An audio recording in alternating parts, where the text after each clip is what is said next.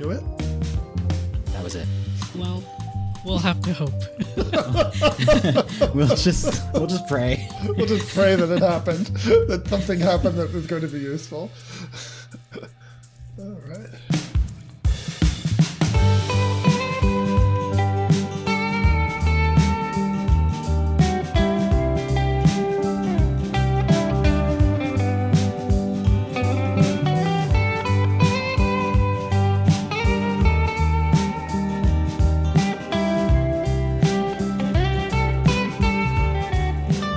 Welcome back to A Different Kind of Hex. This is a show that's interested in the player experience and player agency in tabletop role-playing games.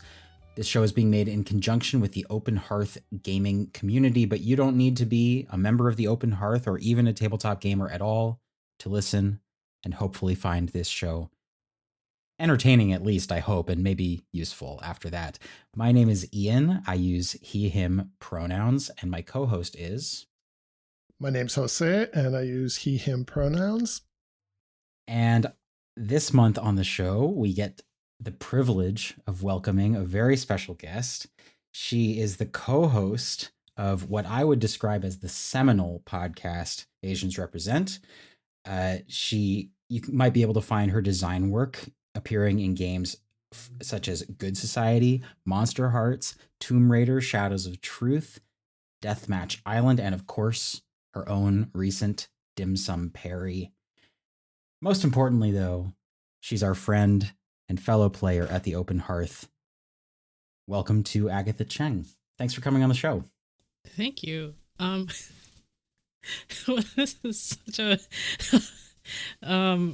portentous introduction.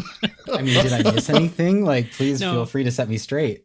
Actually, I did not work on Good Society. I made a hack for Good Society called Deadly Society. Unfortunately, my work is not in Good Society proper. Wow, I would wear that badge with honor. But we can hope one day for a future edition. Yeah, Alien V. When you do second edition, I don't know. I don't think that's in the works, but yeah, thank you so much for having me on. This is very exciting. I was listening to the first 2 episodes, and I was like, I remember you made the call in your first episode, and I was like immediately emailing, like, let me on, let me in. You don't have to push any doors down to get in here, Agatha. We are so happy to have you. But I did, is what I'm saying.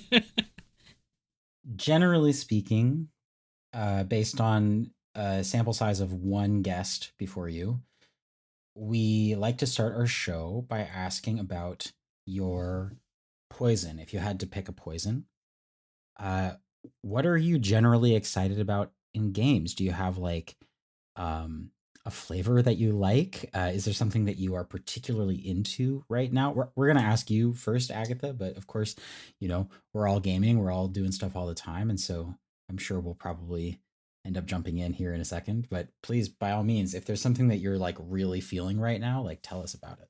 Yeah, I'm very excited to hear your answers. Cause this thing has been going on for a year for me. I think it's, my investigation mostly into, I guess, gender tropes, but very specifically it started with, me asking, the question in a couple of servers that I'm in where I game with a lot of people there.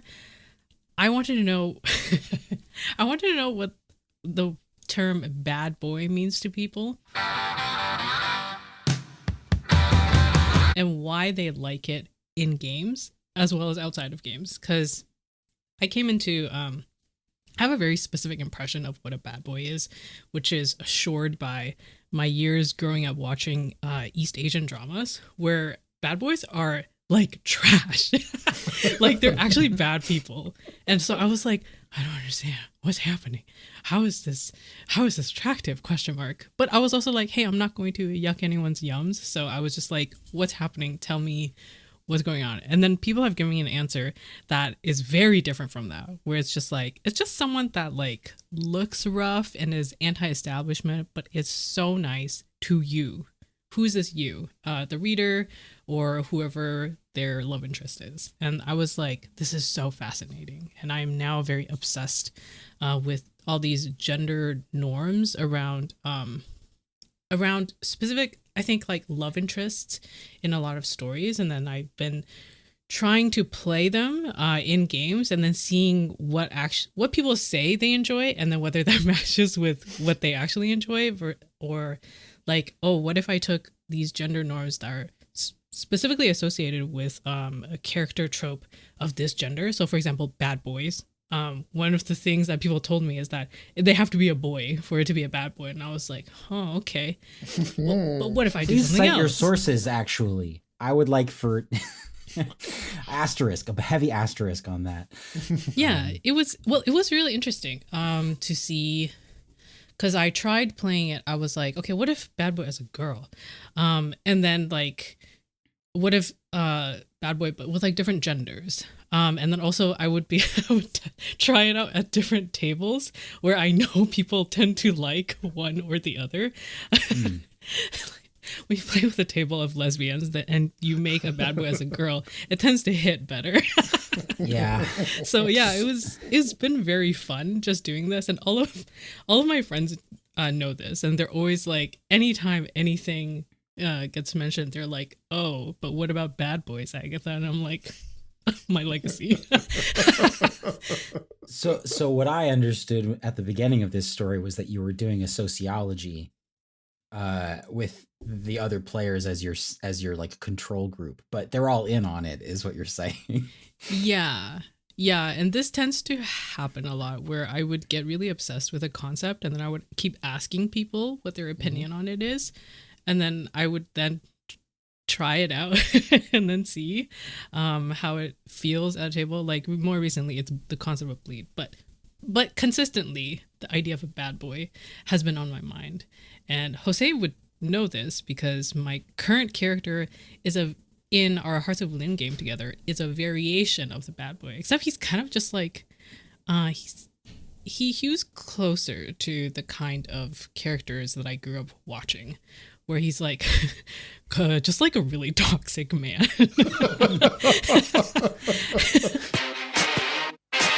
And I was like, vanilla toxic, right? like, yeah, like toxic. And then I put some tropes in there that I'm like, this is the kind of thing that people usually like. Will this hit? So far, no. It's not hitting, which is also very interesting. It's sort of like, it gives you a little hope, I think, if you can if you play somebody who is exhibiting these toxic traits and people are like, yeah, no, actually, That's like, good. Instills some hope in humanity. Well, I don't know about that, because I feel like gaming is a very safe space where ideally it is. And so it's a great place to explore the kind of things that maybe you have been socialized into liking, or like to examine a lot of ideas, and even like something that feels innate like attraction. And it's just a good safe space to explore it. So I don't think it's necessarily bad if people like a very problematic character, but I am always curious to see if it will appeal. So yeah. I think one of the things I really love about the way you go about it, Agatha, is even as you're doing it now, like, you're so transparent in the process. Like, this is the trope that I'm looking at, folks. Are you interested in it? What would jazz you about it? And then you have this process of checking in with us. I just feel so included in your creative process with your character and with what's jazzing you, or whatever your poison is. I get to, taste your poison alongside with you. And yeah. I feel like there's a certain generosity in that is really stimulating creatively for me, because it makes me think about the same thing, but it also lets me kind of tag along on your journey in a way that is just a lot of fun. Yeah, that's one thing that I've found really interesting is in our game, I asked the table to choose the character portrait for me, and then for my character, and then y'all chose a very villainous looking character. You were both like, that's so hot, and I was like, hot, huh? And then I'm playing it, and what are your two characters doing? They're both pushing my character away. But then at certain times when my character does certain things, they'll be like, that's so hot, but that's not what I want romantically. And I find that also very interesting. Anyway, so I'll give you a 3-page report at the end of the game. Well, yeah, I'm looking forward to the reading the manifest of the research paper. I think one of the things that makes me think about, in terms of, what's my poison of the week, is, I was just thinking about our the more conflictual relationship between our PCs that just came through recently, right? And what it feels like. And so I think the poison that I'm like interested in, and it really is a poison because sometimes it feels a little bitter, is conflict between the PC. What is the nature of conflict between PCs, and what's it feel like, when your PC, Agatha, say, and my PC are on edge together. And there's something it feels a little dangerous to me, and it also feels exciting and dramatic. And so I think that's what's been on my mind as a poison recently. What's it feel like to create dramatic conflict between PCs in games? And some games, obviously, and some players, I think, invite it and welcome it more than others. But certainly I feel like a lot of welcoming from you in that regard. Yeah, I'm ready to fight. You're ready to fight. I made a character that's ready to fight. Yeah, and I will follow through on that. Yeah. Let them fight.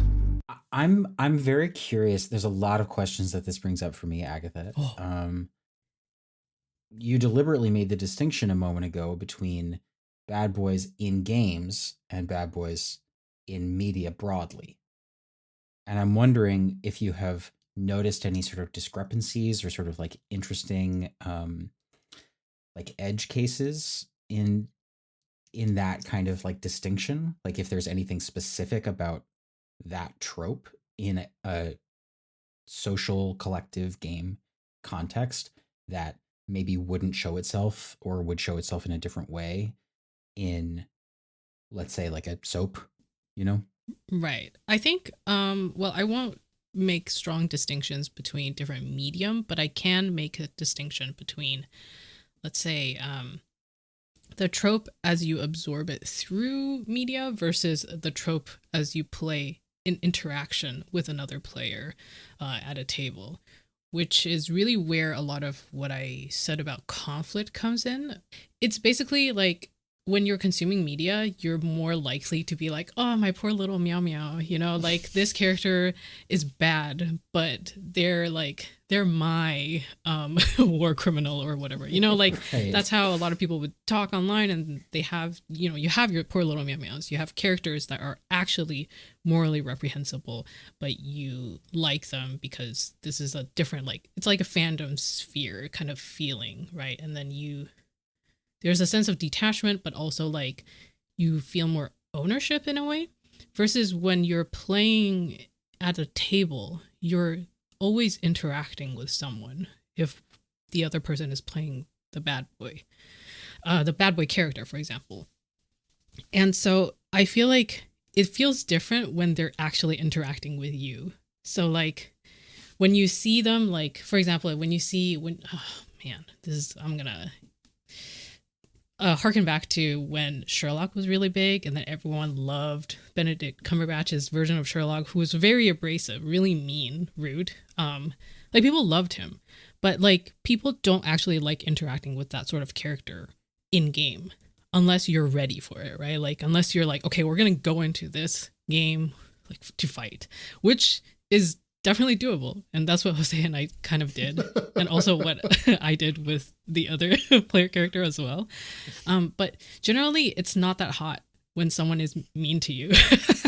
You have to sign on for that kind of thing, right? You have to know what it is that you're getting into. Yeah, and then and also in a lot of those fiction, like especially if it's a novel, like you get to the descriptions that the author, or you get a lot of like inner monologue of that character and their motivations and things like that. So it's easier to feel more sympathetic towards them. But like when I'm interacting with someone, I can say that my character is like, they feel bad about this, or like, they're like, their tragic backstory or whatever. But it still is not the same when I'm like belittling your character or like being, so that belittling your character, and therefore you're on the receiving end of it. It's not.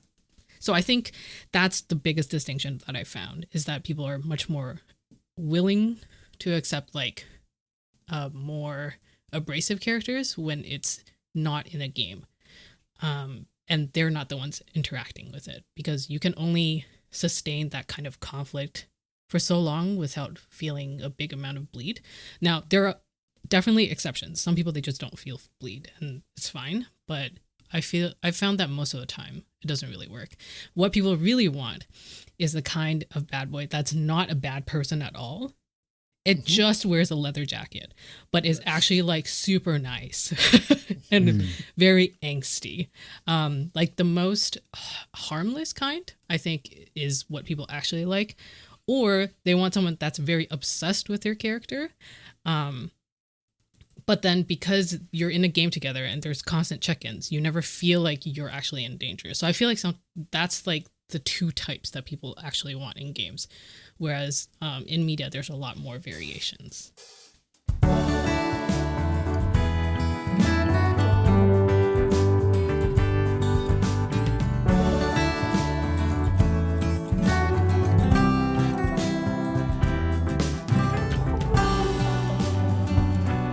This is something that I was thinking about, have been thinking about since our episode with Gwen last month. Excuse me, Dr. Marshall. Sorry, Professor, if you're listening. She made a very clear distinction between there is the game. The game is the rules, which is made up of the rules and the text of the rules. And the game is only one constituent part of the phenomenon that we experience as play. And there's some other proportion of play that is not accounted for by the rules. And maybe that percentage is higher or lower depending on how involved the rules of the game are. But there's always this sort of like other sphere. And at the Open Hearth, one of our main interests, I would say, I think I can say this safely, one of our main interests is narrative and the production or generation of narrative through games. That's like one of our principal motivating factors, I guess. But I think one of the ways that gaming in general, even the most crunchy and like simulationist games, like Pathfinder, for example, part of the way that they're marketed is as a storytelling game. It's, here's this fictional world, you can run around, you can do whatever you want. But I think that kind of blank slate can often be really paralyzing to somebody. It's difficult to know what you can do on a blank page.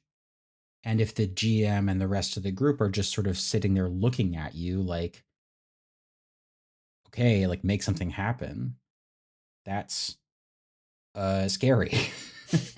So what we want to talk to you about today, Agatha, is scenes, is like a sort of special frame of time in which a player character can interact with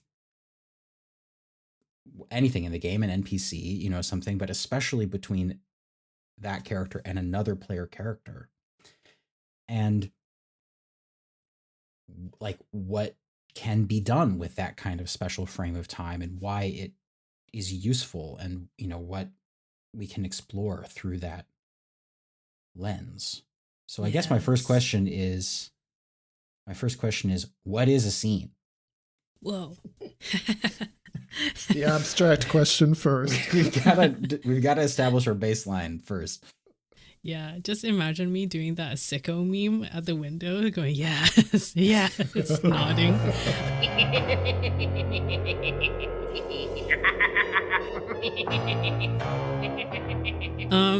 What is a scene? Well, I'm seeing multiple answers here. It doesn't have to be me answering.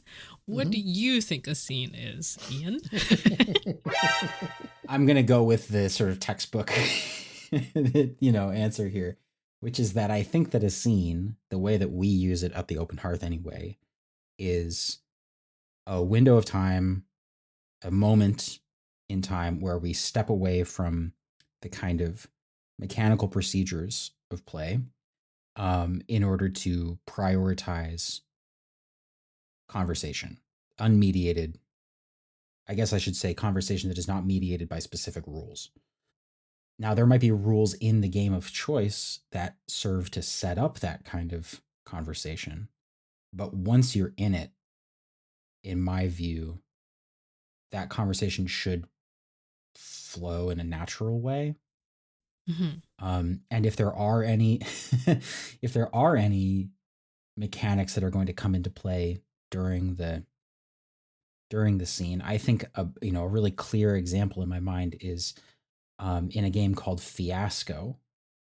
Two players might be having a scene with their respective characters, and the rest of the table can decide, okay, is this scene going well for you or going not? And they will hand you a token, usually a die, of a certain color during the scene to let you know if it's going to end well for your character or not. But every time I've played Fiasco, we haven't like broken the flow of the conversation in order to say, okay, I see that it's going to end badly for me. It's just something that gets interpolated into the process of play. So I guess a scene is a more naturalistic moment between, I guess, could be between two player characters, could be between more, could be between a player character and a non-player character. But either way, it's like stepping away from things like initiative order and stat bonuses and things in order to embody that character in a conversational way. Yeah, I think I would define it a little bit differently from what you said, because you mentioned conversation.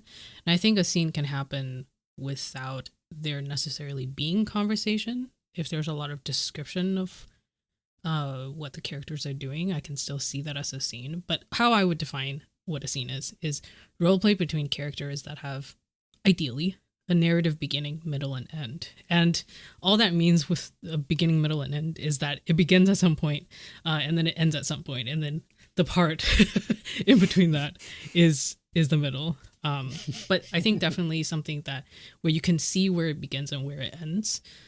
And that's what those bookends are what makes it a scene.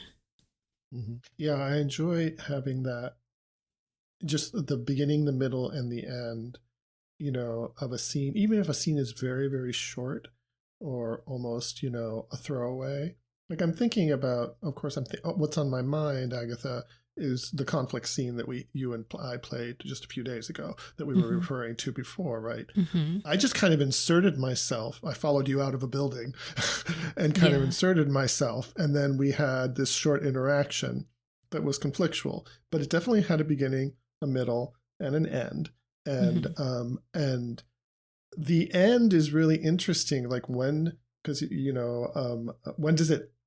do we decide that something's come to a close? And I think it's been empowering for me as a player to know that I can end scenes when I'm ready to end a scene, even if a scene hasn't done what I thought it might be supposed to do. If I go into a scene with a particular intent, like I want to have a fight with you, for instance.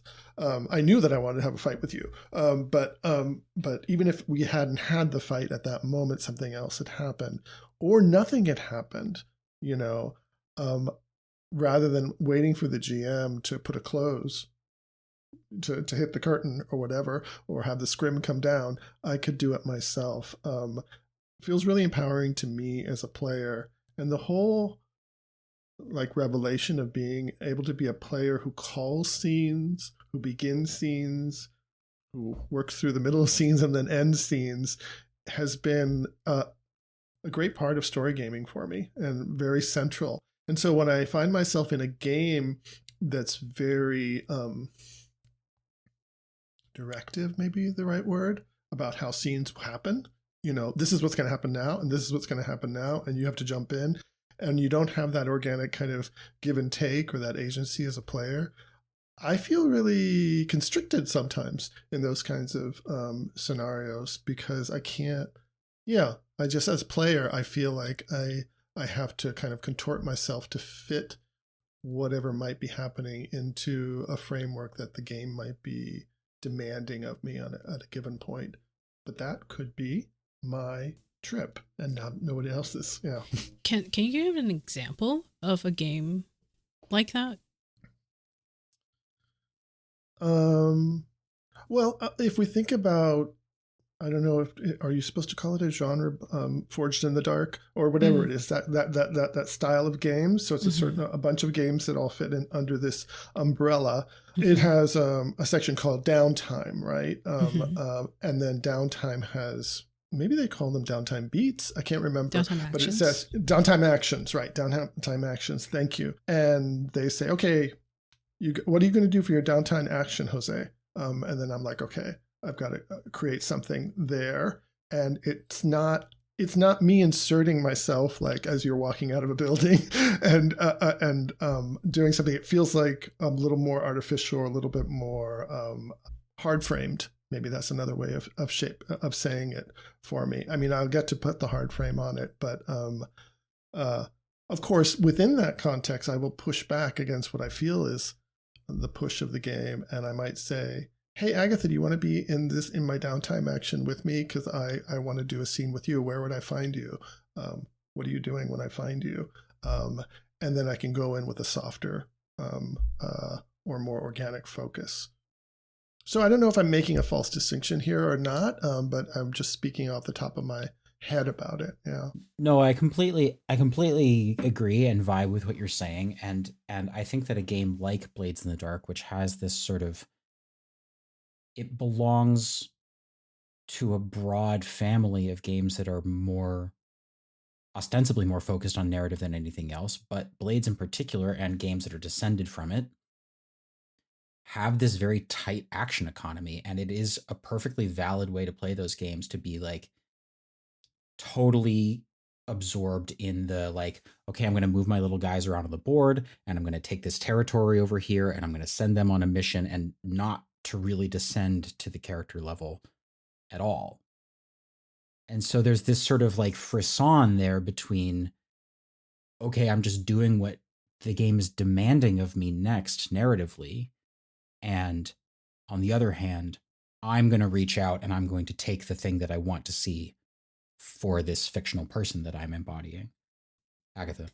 I do feel like Forged in the Dark games and downtime and roleplay is its own episode. There have been so many discussions back and forth about what its design intention is, and then what can end up happening at the table, and how I feel like I now think about Forged in the Dark games, especially Blades in the Dark, the same way that I would think about an OSR system, where the rules are not the same. This is why it's different from Powered by Apocalypse games, because Powered by Apocalypse games, this is not a game design podcast, but Powered by Apocalypse games, they provide you with mechanics to create moments and decisions and to generate narrative and propel that forward. Whereas I would say that Forged in the Dark games are still a lot more about adjudicating decision points.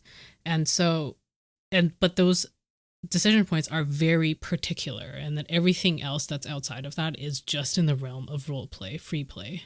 And so, I mean, free play is literally one of the things that the game says you do. And so, but I remember when I first started playing and running, it was also very hard for me to actually get the table to roleplay, because there are so many other things that are so tightly defined. So then I'm like, okay, like I'm going to have a character interact with you. And then they're like, okay. And then they make it so brief because they feel like that's not what they're supposed to be doing at the moment. And so it is interesting to have to negotiate that. And so you're valid, Jose. But also that just like... now I'm just like, I want to talk about that, but no, we're talking about scenes. I feel validated. Validated. I guess I'm going to follow, we've outlined, in brief what a scene is. So I guess my next question is, what is a scene good for? What can you do with it? I was making a maybe overwrought comparison to say before we started recording, but you put a scene into my lap and I think, wow, this is pretty. Can I eat it? Like, what can I do with it?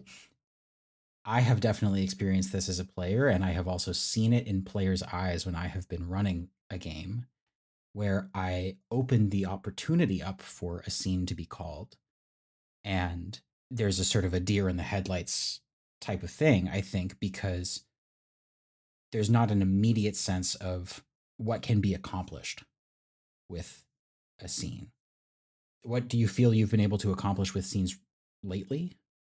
Like if there's a scene in particular that you want to talk about, and then to say like, and here's what I think that it did. Okay. I can talk about the Hearts of Olympia game that I have been referencing consistently.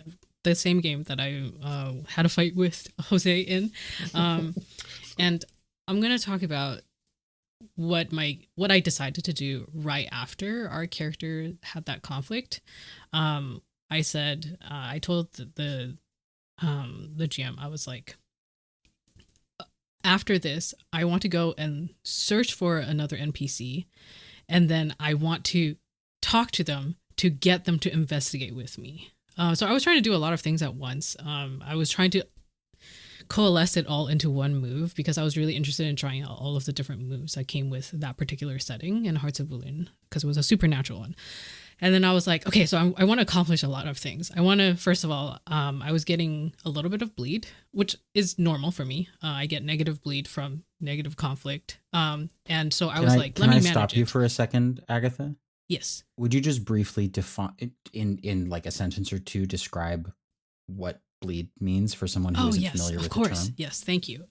So bleed is really about the barrier between you and your character, you as a player and your character. So there's the concept of bleed in, which is when you as a player, your ideas and your morals and your emotions affect that of your player character. And then bleed out is when the player character's emotions affect you as a player. And so I was getting bleed out because I was having a fight in a roleplay moment, and then my character was getting upset. So then I was starting to feel a bit agitated and upset, which is normal. And like, if you're used to it, then you know how to manage it. And I did. So we had a break. And then I also was like, I'm going to have a scene where I am going to not have a fight with someone so that I can reach that equilibrium again. So that was one of my intentions for that scene. But I also wanted that specific NPC was an important NPC to Jose's character, and he hasn't shown up yet. And so I wanted to interact with him and then bring him down to where we all were, which was in this city or market, and so that he's closer in terms of narrative positioning. And therefore, it makes more sense for Jose's character to run into him and for them to have that narrative thread finally get pulled. And then third of all, I wanted to seek out another narrative hook that the GM has given us earlier. And I was like, that hasn't come into play yet. I think it would be useful to use that to actually get into our feelings and progress all of our character arcs, because that hook would like make us reveal our. It's like you can go into dreams, so it would reveal the interiority of our characters, I guess, if you want to put it in a very analytical way. But it was like all of those things. So I was like, I want to do that, and I did consider going to another NPC that my character was closer to, but I chose that specific one because I knew that Jose had brought up earlier that he wanted to interact with that NPC. So I was like, well, I'm going to bring him down. And so that's what I did. I went there, and then I had this pretty drawn out scene actually with this NPC where we just chatted and then we roasted each other because we were apparently friends, which we established in that scene. And then it ended with me my character challenging that NPC to come and investigate with me. And then I succeeded. And then so we're headed down to investigate. So to me, it seems like some of the utility of being able to frame a scene like that is, in some ways, you're taking on some of the, I guess you might even call them privileges that are normally reserved for the GM. When I say normally, I mean like, in many games, you're able to say, here's this plot element that hasn't been touched on yet. I'm bringing it into the game now. I'm going to do so that other players can fulfill their wishes or, further their arcs, but also because it's something that you're interested in. Yeah. That's a lot of power. Yes. And I don't mean that in a bad way. It's like, it's exciting to have that kind of power, I think. Yes, but it's a very strongly defining trait of mine nowadays as a player, and it doesn't work for all tables, and I recognize this. Like, I have a habit of now thinking a lot about narrative threads and how to progress them through scenes, because basically I'm constantly playing Pen to Good Society games, and that is a game that does not has facilitators, but everyone is co-GMing basically, and it doesn't have dice to randomize and therefore generate a plot basically. So you do it with each other and you bounce ideas off of each other, and that's still a creative process, but it's much more, you have to be much more active in doing that. And I have now gotten into that mindset, and I don't know how to turn it off, except when I'm playing Pathfinder and we are playing an adventure path, and then I will just go and fight. And then I will scour the area for loot.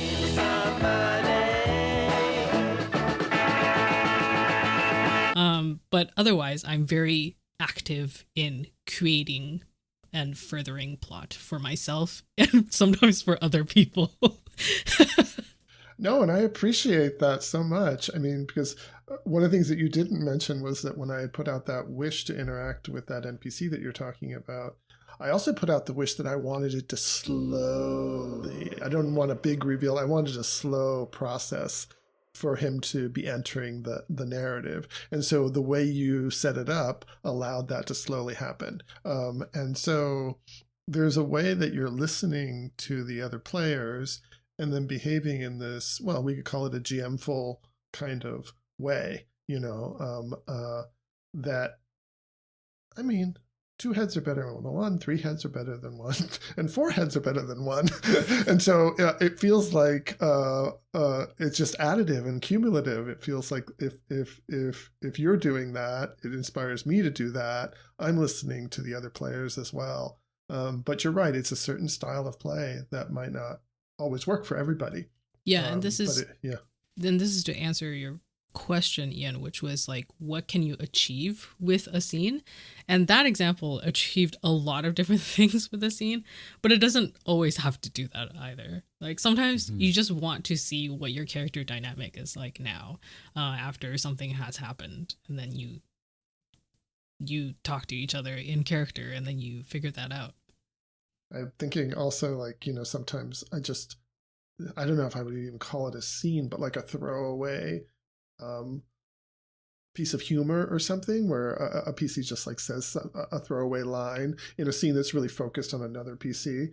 It's not a scene, but it's almost like the intention of that is more tonal than anything else. I'm just adding something to the tone. I'm not doing anything to the plot. I'm just adding something to the tone and maybe to the characterization. So yeah, there's lots of different possibilities. I cut you off, Ian.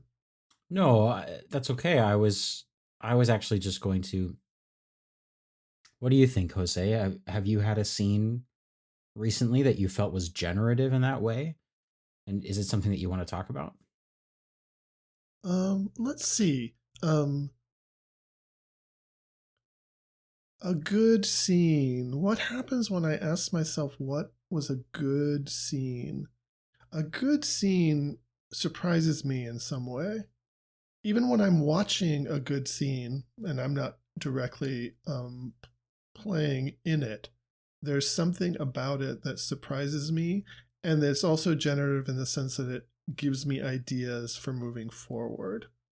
So when I'm watching a scene with somebody else, like say a fellow player, there's a way that I can feel, I know I'm not giving a specific example, but a more general one, I can feel caught along in the wake of the characterization or the arc, and something occurs to me about my character, but also just about the whole the larger narrative.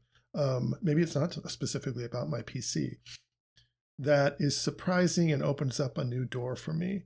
And that's when I get this feeling like, ooh, that was a good one. That was a good one. So I get a sense of openness. I get a sense of possibility. I don't know the mechanic. I don't know the exactly what determines that, and that could be an interesting discussion. But I don't have a ready answer for that. But the felt sense in me is this sense of space, possibility, openness, excitement, and curiosity, maybe, that happens when I either participate in one of those or watch my fellow players create one of those together. What about you, Ian? What do you think makes a good scene? I'm going to kind of synthesize some of these ideas here. The resolution of the dialectic, to bring back something from last episode. What a phrase. Gosh. Hey, we were talking to a philosophy professor. We had a high bar to meet. Yeah. I think that a scene, establishes something new. A good scene establishes something new, and that because there's so much room for new establishment in these games. The classic line is draw maps, leave blanks, right? But the map can be the interiority of the character. I think that a good scene is doesn't necessarily have to be brief, but should be, this is my preference, more killer than filler. It doesn't so much matter to me if a scene is going on for quite a long time, if it is continuously full of like rich information. At least that's what I was going to say. But the scene that comes to mind as far as something that was generative for me recently was our previous guest, Gwen, and I were playing Blades in the Dark, as run by Lowell Francis, our community administrator. And right at the very end of the game, like this sort of denouement, my character, who is this sort of scheming mastermind, who has a massive chip on his shoulder after what he perceives as being kind of cast away by his former mentor, had a meeting with that mentor and had in his hand what he thought was incriminating evidence, basically, that would spell that mentor's doom. And I walked into that situation all set to be like, I'm going to sell this information back to you, knowing in the back of my mind that we were going to make it public anyway in a matter of hours. So I'm going to get a little payday from you, and your world is still going to come crashing down. And Lowell confronted me with the revelation that this mentor character didn't know anything. He was not in on the conspiracy. He was not implicated by the information. He didn't know.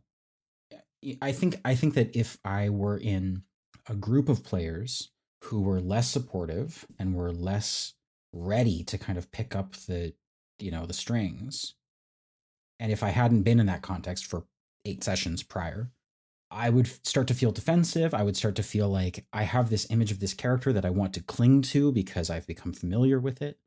Mm-hmm. I felt in that moment like this character's world is unraveling as he realizes that this precept, this sort of pre-conclusion that he's built a lot of his life on is just false. And because I was in that kind of supportive environment, I was able to go with the unraveling. I was able to just let go of that tension and have a moment of, I think, real catharsis. And it didn't establish anything new about the world. Other than that, my character was capable of reconciliation. It was really moving for me. So that was a good scene. Yeah. I love that. That's so good. I also, when you first said that, I was like, that's so Hartz-Wulin of LOL. That's so classic melodrama. Straight up. We were even in a courtyard full of falling flower petals. Wow. I love that. And yeah, that is so good because it did reveal something new. And so therefore. Oh yeah.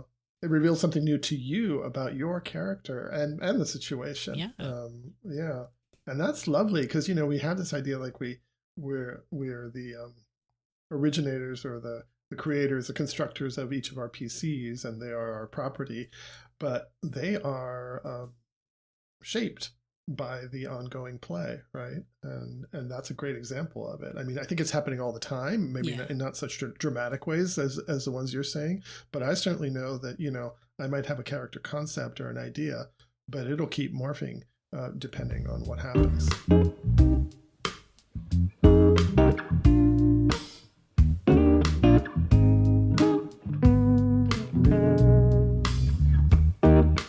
The thing about a scene is that a scene sort of necessarily has to come to an end. Normally, a scene is a sort of an abstraction of time, right? Like we pick a moment that will be interesting or informative or generative or something. And then when it comes time for us to when it comes time to just like ride the gondola in a Blades in the Dark game or something, we skip past that. Right. But over the course of a series, a campaign, you string together multiple scenes into more of an arc, right? That's what a character arc is made out of, is these scenes that are kind of like beads on a string. So I want to talk a little bit about that kind of sequential process and how one scene can inform the next. I'm going to actually throw to one of our community members, one of our fellow players. This is a question from José, who asks, is a coherent character arc important for you in play? I guess the opposite of this would be like, you're going along, you're sort of inhabiting the vibe, you're playing the character in a sort of static way. You're not necessarily like having much of a trajectory, which I think is a perfectly valid way to play. Mm-hmm. But I'm asking you guys, is going from point A to point B with your character important? You want to go first, Agatha? Yeah, I feel like it depends for me. It doesn't have to be. It depends on a lot of factors. It depends on the kind of game that I'm playing. It depends on the length of the game. If it's a one-shot, I don't need... One-shot as in a game played over one session. I don't need character progression necessarily. Sometimes it happens. And then also, it depends on the kind of game that's being played. Generally, I think it is pretty important to me. I like it when I'm starting to understand my character more, and then building out different little things about this character as we play and as I start reacting to things that are happening. I feel like sometimes it's not necessarily that they have a narrative arc, but it's that you are discovering the character as you play, and it's that relationship of discovering the character is also an arc. A narrative arc requires a starting point and then a point where the character is different from that starting point. But sometimes I don't know what my character is at the starting point. So I think even just that discovery is satisfying enough. So that doesn't really answer the question. Sorry, José. I mean, it puts a lot of emphasis on that first scene or first couple of scenes, right? Right. You're having to kind of lay the tracks in front of the train as it's moving, so to speak. I need to figure out where this character is so that it can be the starting point for wherever it is that I'm going. Yeah, and I think it really depends on the game, because some games, they set up your character with like very specific tropes and or character hooks that you can then use to anchor yourself as a starting point. So for example, like Hearts of Oblivion, the game that we keep talking about, it has it has the entanglements at the beginning where you use that to define what your character cares about. And then of course that will likely change as you play. And then there are a lot of other games like Good Society does that too. It gives you a starting relationship and a starting desire. And then so that's where you would anchor that character, and then things can change through play. They most likely will as you interact with other characters. So, and then there are some other games where that's not built in, and then so it's kind of like when they don't have all of those narrative beats built in or like defining features built into my character, then I'm kind of just like, then I'm more playing to discover what this character is. Mm-hmm. What about you, José? Do you think it's important to have a coherent, we talked about the beginning, middle, and end of a scene. Is in the macro sense, is that important for you for a character that you're playing? Well, I think as I'm contemplating it, like arc is such a kind of grandiose almost word, like, oh, there's going to be this arc, it's going to rise and it's going to end and I'm going to be someplace else. And I don't know, that's what I hear when I hear arc. Sometimes a little self-conscious, like, I'm in the rising action now. Yes, I'm approaching the climax. Here we go. Like, back to Aristotle all over again. But I think moments of change, because now I'm thinking about this. You know, you asked earlier on in the podcast, in the session today, about what is a good scene that I remember. And now I'm beginning to remember some specific scenes, and they were moments when something really fundamental shifted. So having moments of change, whether they create an arc or not, I'm not sure. I don't think about arc until I'm writing an epilogue. Really? That's when I think about arc. Yeah. Oh. That's when I think about arc, like as because I'm trying to bring something, I guess, some closure with also some open-endedness, but I'm trying to do that. But maybe I should bring that sensibility. I'm curious about this, but bring that epilogue sensibility to a lot of other scenes that I do. I get so sensitive once we hit the 75% mark. I'm like, this is the part where something has to change. Something has to happen. Now that I'm thinking about it, I'm like, I do think a lot about my character arcs in specific kinds of games, like Hearts of Atlantis. I'm like, we are at session 3. There are 2 left. Actually, it's usually session 4 where I'm like, this thing definitely needs to happen. The conflict needs to be at its peak for my character, and I need to make a decision one way or another. And that's very important to me. Mm-hmm. Yeah, that makes sense. I like it. I'm going to try that on for size, Agatha. But I feel like a lot of people just instinctively do it without thinking about it explicitly. Right. That could be. Yeah. What about you, Ian?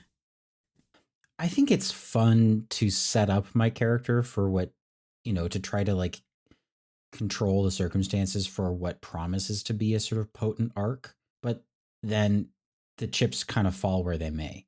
That's true. Yeah. I've seen this described elsewhere as like the OC form of role playing, which is like, I've sort of caught myself doing this in the past of like, I'm going to create this character and they are going to be sort of formed of whole cloth. They are already an entire person. Their issues are all resolved already. But in a lot of the kinds of games that I like to play, the player character is going out to delve into it, some forsaken ruin, which is not something that like a well-adjusted person would probably be doing. So I usually like to build something into the character at the start that promises to create a lot of trouble and maybe implies some kind of arc or closure in the end after a lot of to extend the metaphor, after like the road of trials and everything, that might be like a really messy X, or the Blades in the Dark character I was speaking about before had this huge chip on his shoulder, had something that he wanted to prove, was out for revenge. Mm-hmm. And so I like to set them on the track towards confrontation. But once they actually hit that confrontation, it's impossible to know what's going to happen. So, that's true. And that's kind of where like the idea that we were talking about in a previous episode about backfilling comes in. Yeah. Where I have to be like, the dice fell how they did. That's why I'm interested in playing in the future maybe some Good Society with you, Agatha, because then I won't have the excuse. Again, insert sicko meme. Yes.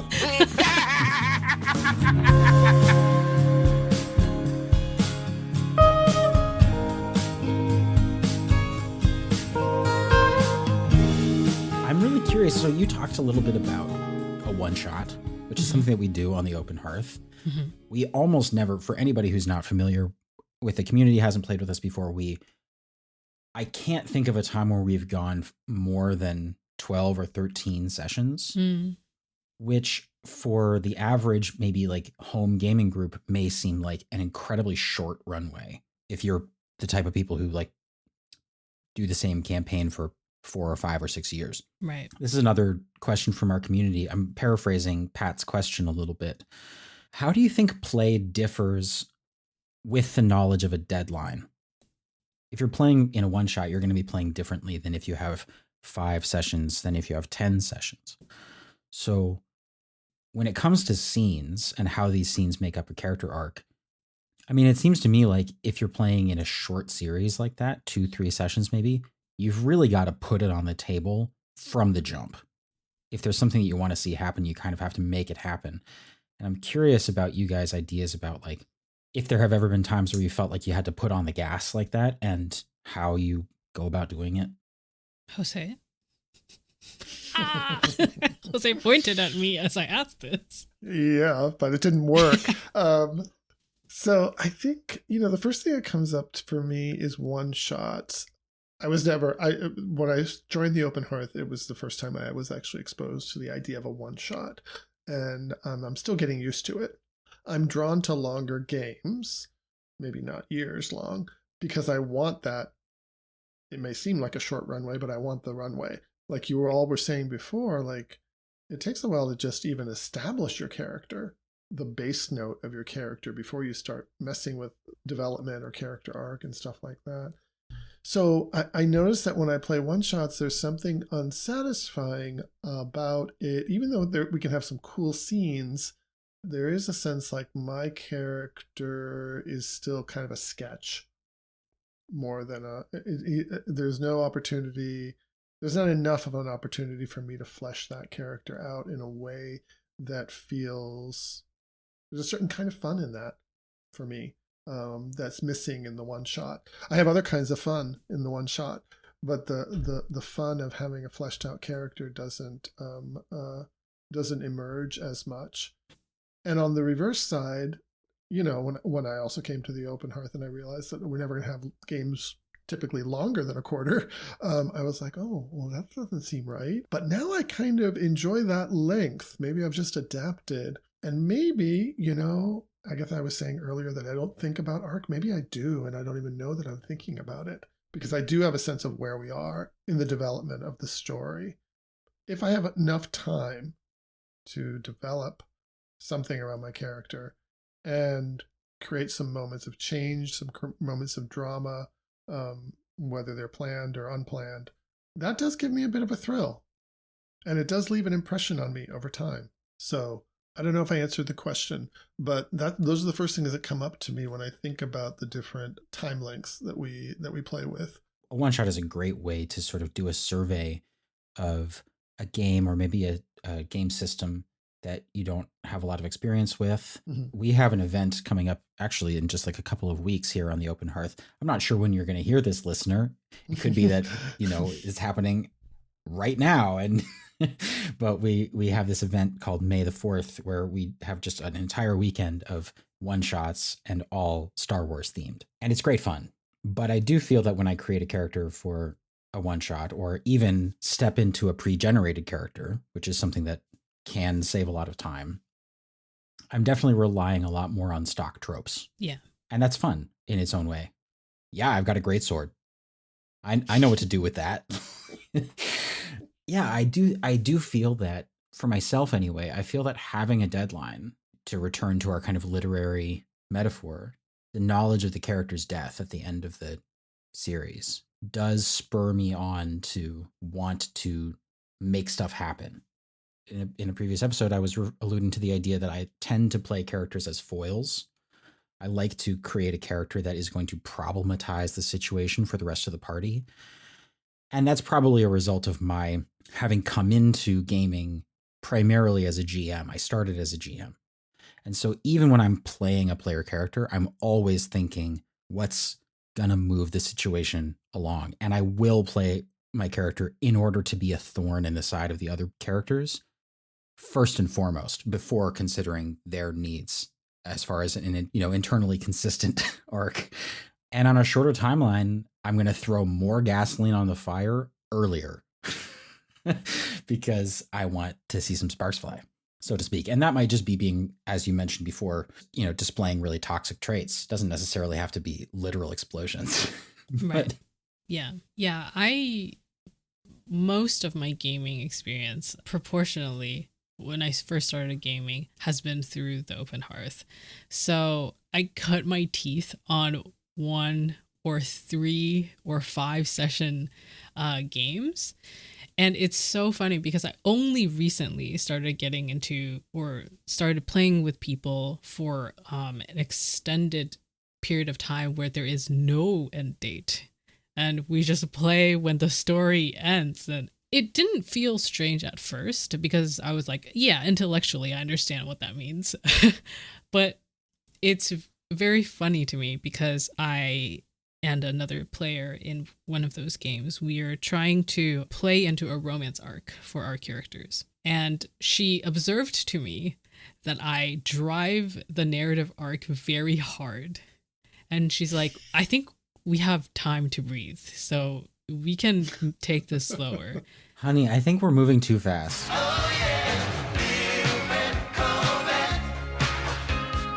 Sort of, yeah. That is what she said basically, and that was super interesting to me because I never realized that. Because I was like, we're at 5 sessions in.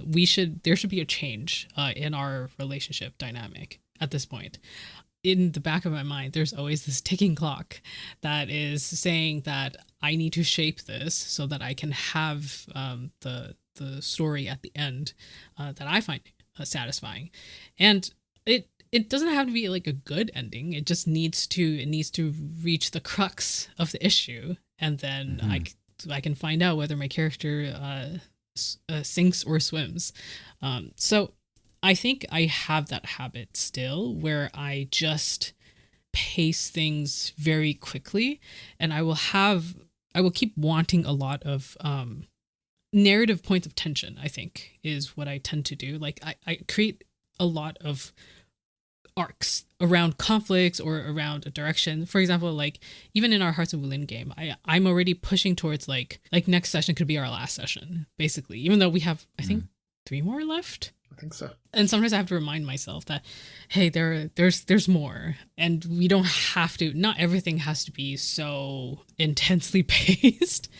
But I also feel like it hasn't necessarily served me wrong in the longer games, because I also feel like if you just create a lot of mini arcs of narrative for your character, things are still progressing forward, and so it actually is fine, I guess. Though there was one time where I reached the most important thing for that character too early, and then afterwards I just like almost completely lost interest in that PC, and everyone else were still playing, and I really seriously considered retiring that PC and playing another one. But then I found a different direction, and then that was fine. That was when I realized that, okay, there's a difference in terms of how you should treat pacing, or maybe you shouldn't hinge your character on just one question, and instead have a series of questions and or hooks or facets to this this one thing that really matters to this character, so that if one thing is resolved,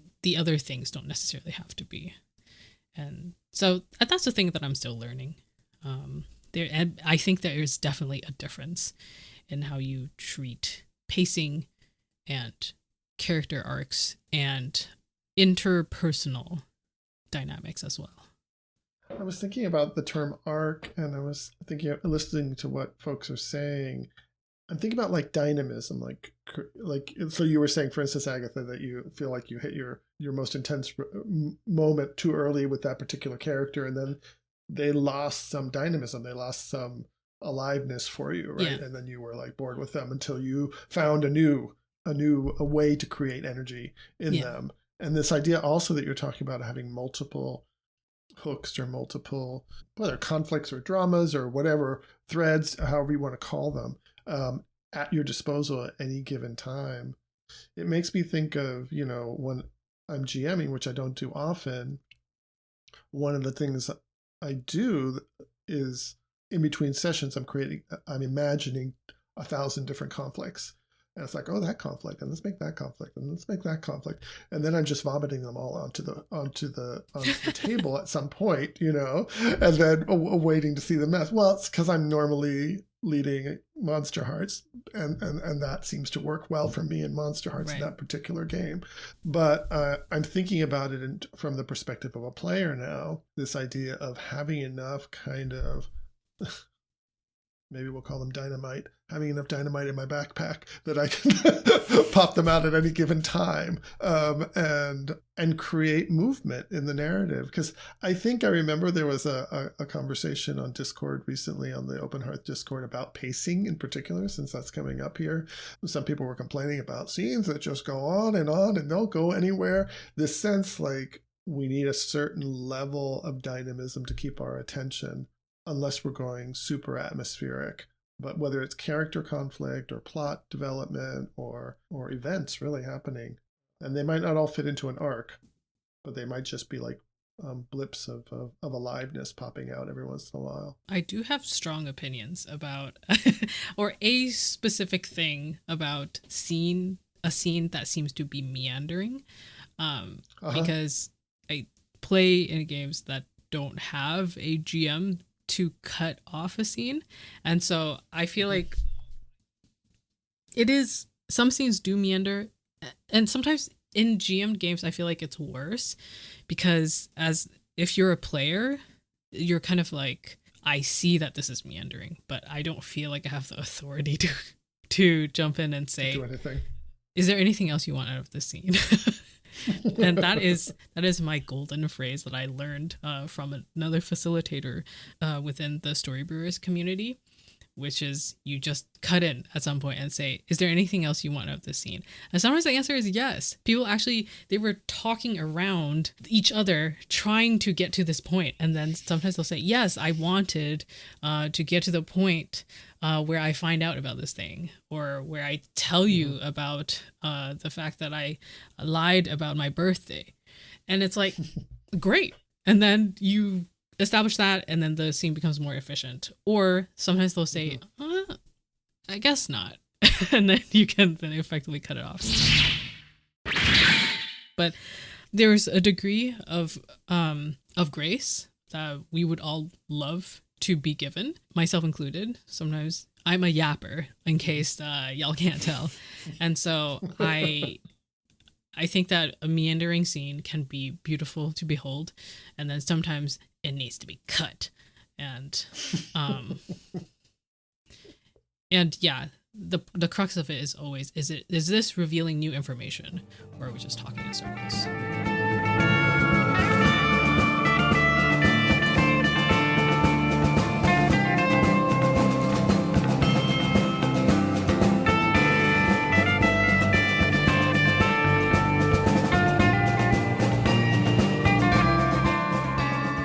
Well, Agatha. Well, to contrast the poison that we had you pick at the beginning in its inaugural appearance on a different kind of X, if there was a pearl of wisdom that you were going to carry forward from this discussion, we've brought in a lot of grains of sand, and eventually perhaps one of them will crystallize.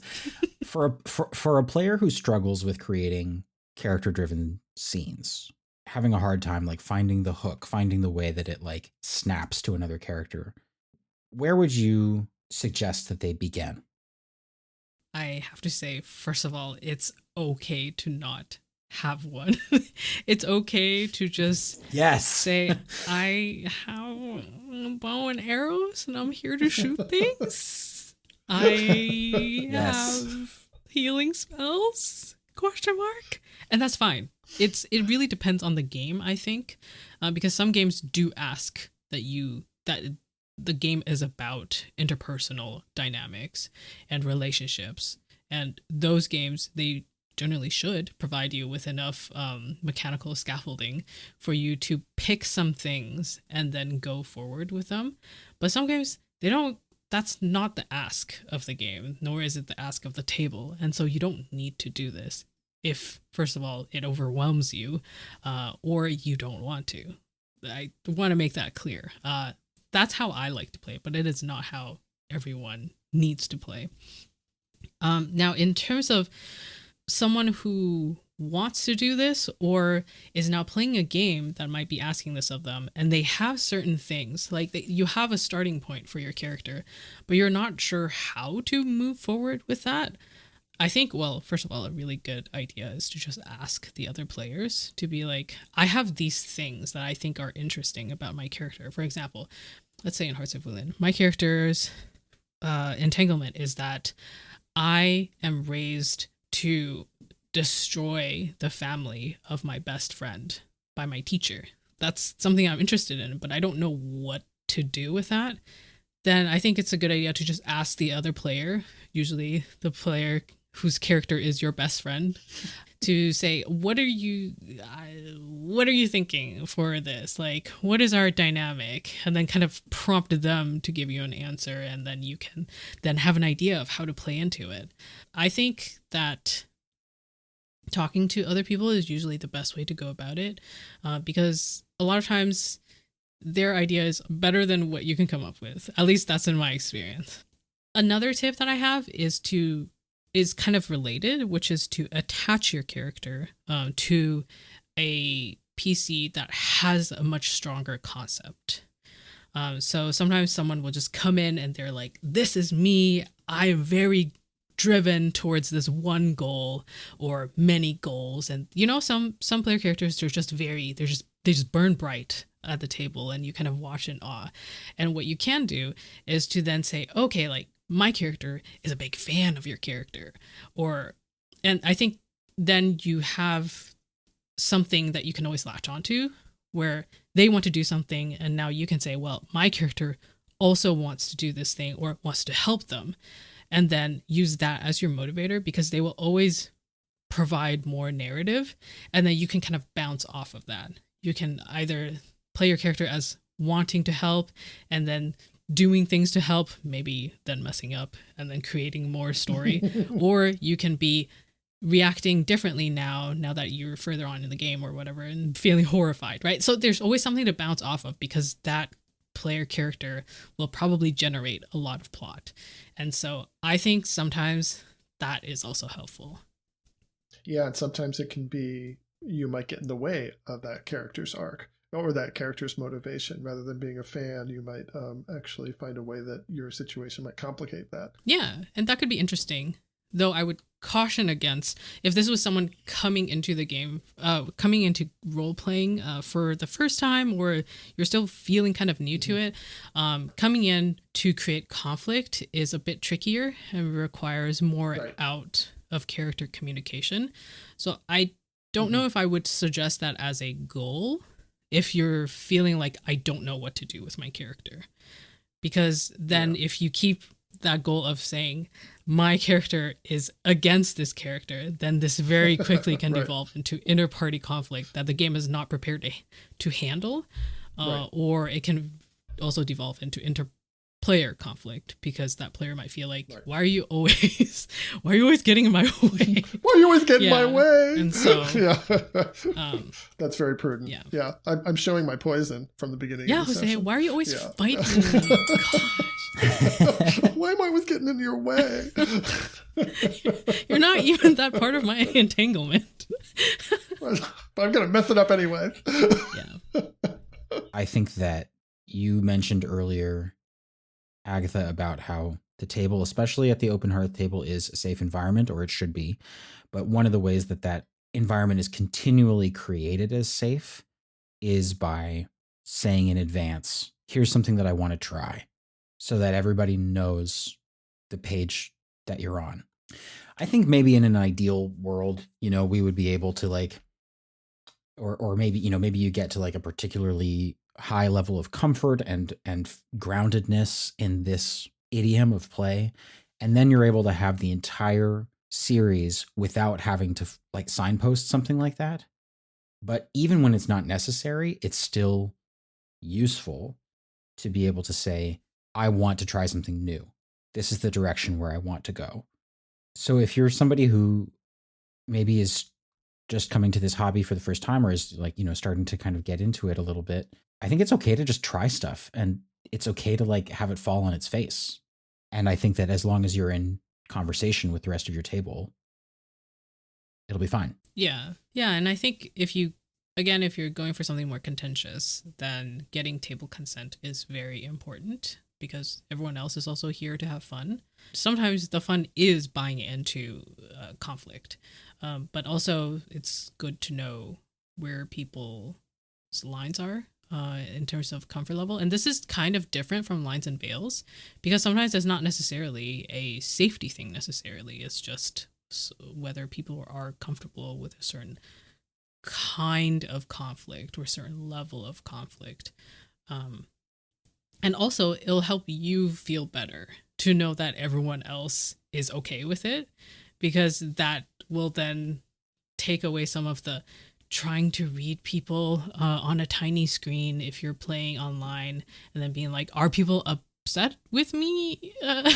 How do I gauge this? The neurodivergent nightmare for sure. Yeah, right. Sometimes it's easier to just ask. Yeah, and the thing that I want to underline is asking for help too. When you want some ideas, yeah, that's true. Being able to ask for help, and rely on other players who might have great ideas for you. Because sometimes I draw a blank. It's like, what do you guys think? Open it up to the table. Hopefully, you're playing with other people who you like and whose ideas you think are cool and good. Yeah. We hope you don't have to accept any ideas. Yeah. If you feel like you're not in an environment where that's a viable thing, come play Open Hearth, where this is more a part of the game culture.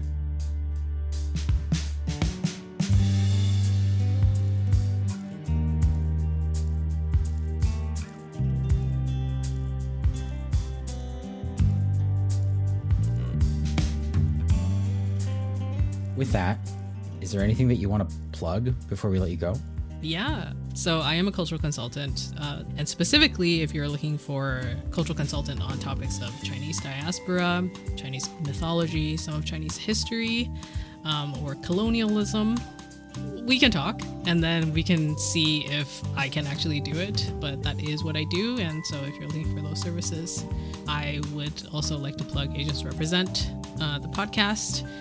And we have a YouTube channel that we talk about a lot of gaming and media from an East and Southeast Asian perspective mostly. And yeah, there's a lot of interesting analysis that is always happening with all of my co-hosts.